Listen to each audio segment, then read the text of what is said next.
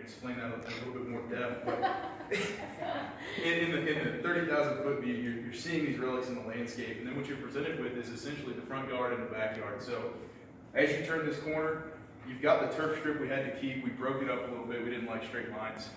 So we've got these viewing platforms that you can stand on. They're really just nodes. And then it's a staggered landscape. So as it moves away from you, it grows in height.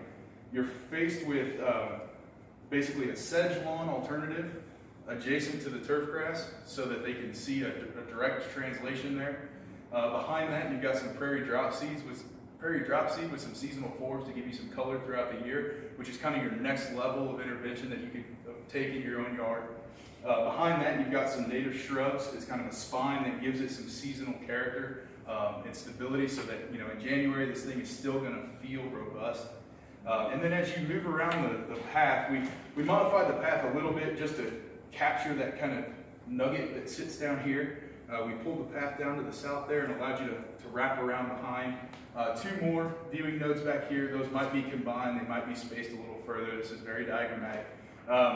But basically, it's two different formal gardens. We've got a native sun garden here for a demonstration for a full or mostly full sun residential area, and then a shade native garden here, bringing in, we've got a fairly extensive plant list as well, bringing in some of those, you know, shade tolerant natives, but doing those in a way that they're slightly more formal than what you see in the front. It's masses, you know.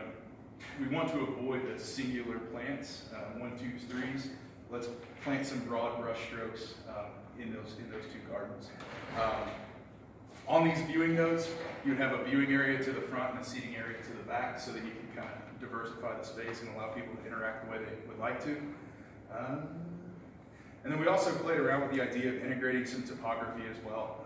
That could or couldn't happen depending on the budget, but you might be able to elevate these, introduce maybe the idea of a stacked stone wall or something else just to give you that verticality so you can really explore the palette of natives and think about structure adjacent to your home.